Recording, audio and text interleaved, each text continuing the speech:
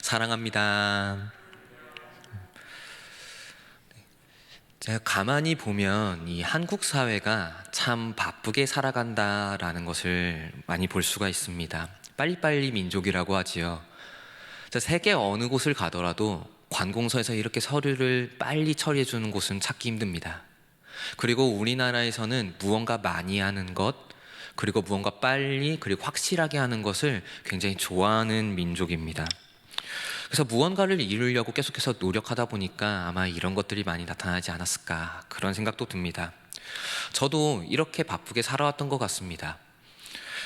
가난하기 때는 이제 분유를 먹겠다고 열심히 울으면서 그렇게 먹었었고, 그리고 유치원부터는 이제 노느라 아주 바쁘게 살았습니다. 그래서 다치기도 많이 다쳤고 혼도 많이 났죠. 그리고 고등학교 때부터는 공부하느라 바빴고, 그리고 전도사 시절부터는 또 사역하느라 바빴습니다. 하나하나 나의 일생을 생각해보면 바쁘지 않았었던 그런 시간은 없었던 것 같습니다. 아마 여기에 모인 성도님들은 저처럼 혹은 저 이상으로 훨씬 더 바쁘게 그렇게 살아오셨을 것 같다고 생각합니다. 그런데 문득 이런 생각이 들더라고요. 이렇게 바쁘게 살아서 내가 이룬 것은 무엇이 있나? 그리고 나의 삶 가운데 어떤 의미가 있었나? 라는 이런 질문을 저 스스로에게 한번 해보았습니다. 인간된 생각으로는, 그리고 죄악된 저의 모습으로 저의 삶을 한번 쫙 되짚어 봤을 때는 그냥 저의 인생은 참 의미가 없었던 것 같습니다.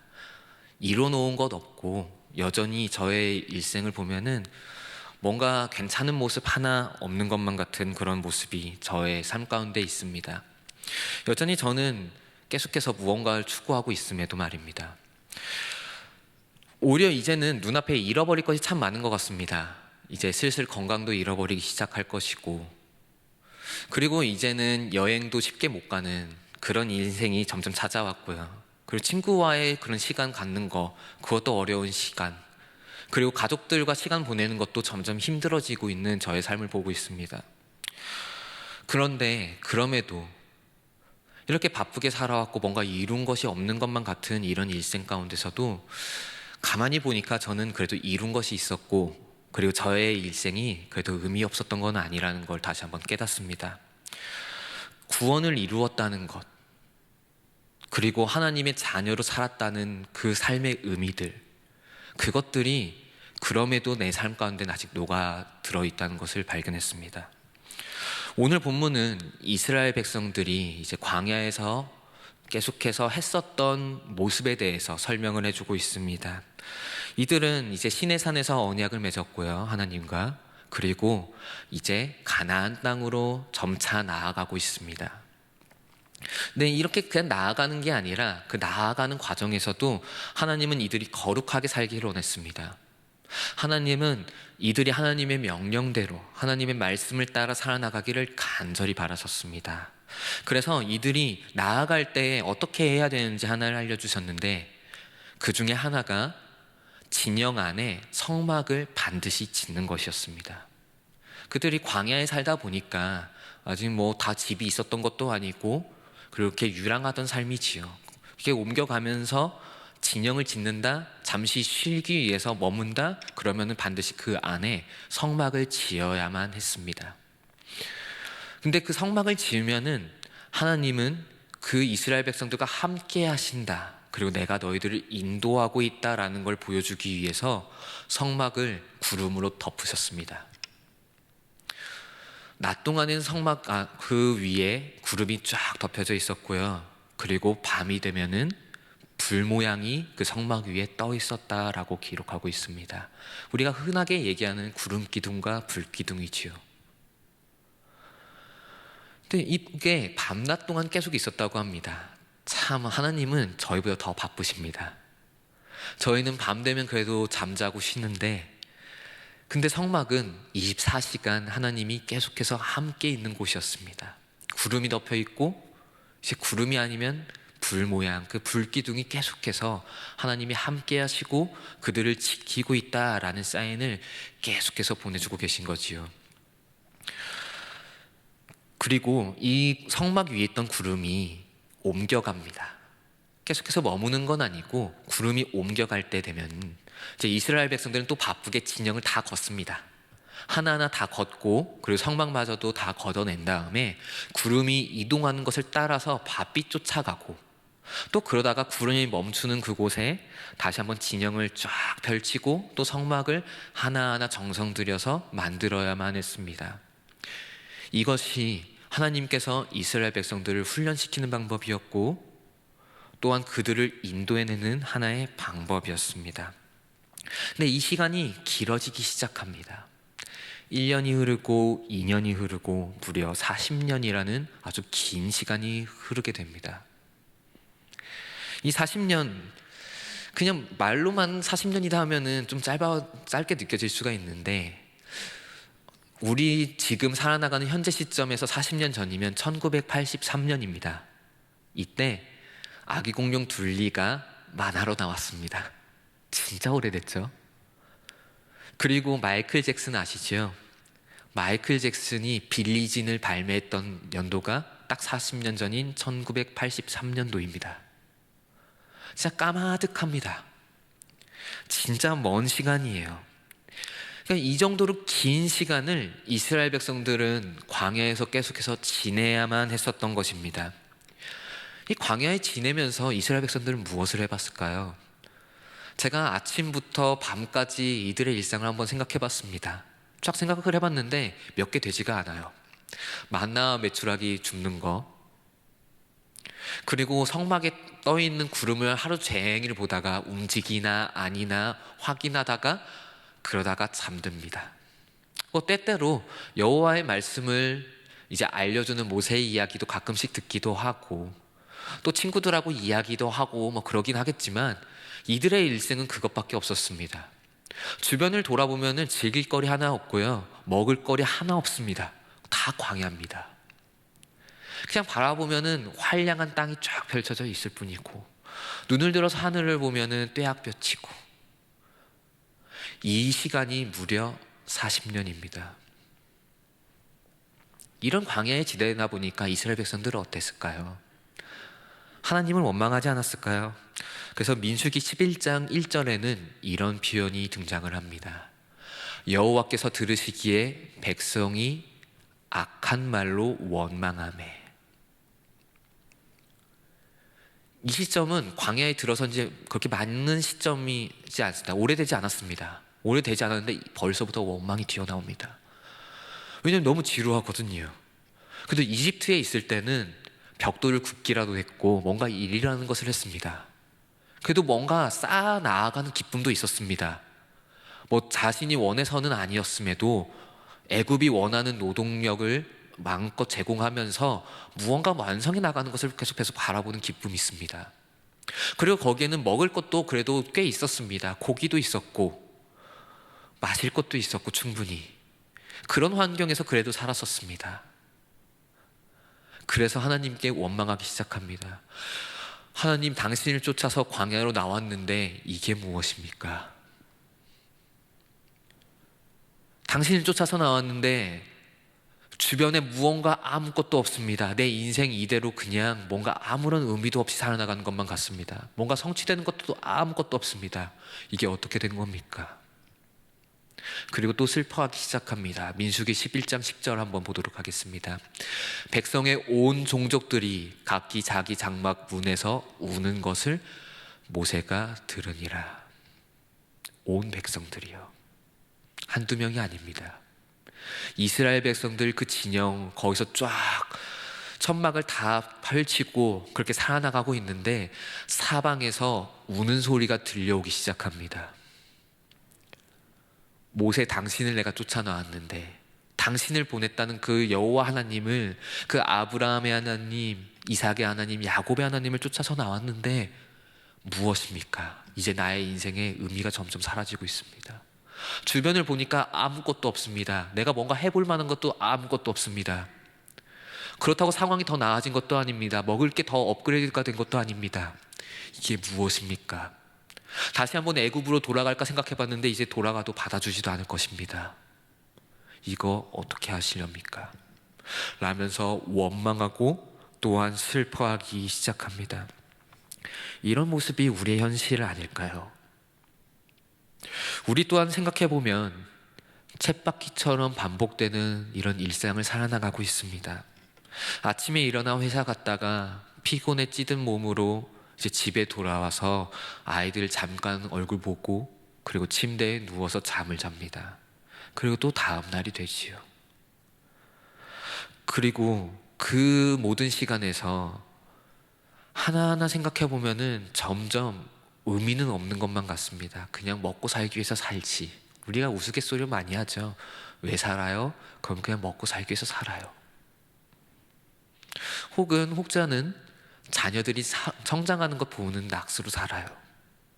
근데 거기서 자기 일생은 점점 사라져 나갑니다. 내 일생은 점점 포기할 것이 너무나도 많거든요. 이렇게 살다 보면은 참 후회되는 것도 많지 않습니까? 그때 더 먹었어야 됐는데, 그냥 대출 받아서라도 어떻게 해외여행 한 번 더 갔어야 됐는데. 근데 그렇다고 해서 미래를 또 생각해 보면 또 미래도 밝느냐? 마냥 그런 건 또 아닌 것 같습니다. 그래도 이렇게 쳇바퀴처럼 살아나가는 일생에서 열심히 버티며 살아나가다 보면은 그래도 뭔가 더 발전되고 좋은 것이 있어야 되는데 그게 반드시 보장이 되지 않습니다. 이스라엘 백성들도 아마 그랬을 것 같습니다. 광야 동안 1년이 흐르고 2년이 지나고 10년이 지나고 20년이 지났을 때 그렇게 오랫동안 견디고 여호와의 말씀을 쫓아 살아나가 봤는데 여전히 광야 한복판에 서 있습니다. 구름이 저 가나안 땅으로 아직 가질 않아요. 점점 소망은 잃어버리고 있습니다. 그런데 오늘 본문의 마지막에 참 재미있는 표현이 등장합니다. 민수기 9장 23절 한번 보도록 하겠습니다. 또 그들이 여호와의 명령을 따라 진을 치며 여호와의 명령을 따라 행진하고 또 모세를 통하여 이르신 여호와의 명령을 따라 여호와의 직임을 지켰더라. 아멘. 하나님이 이스라엘 백성들 그 40년의 여정을 쭉 보시고 마지막 결론과 같이 말씀해 주신 겁니다. 생각해보면 이스라엘 백성들 많이 무너졌을 겁니다. 성경에 기록된 것도 꽤 많은데 그것뿐만 아니었을 겁니다.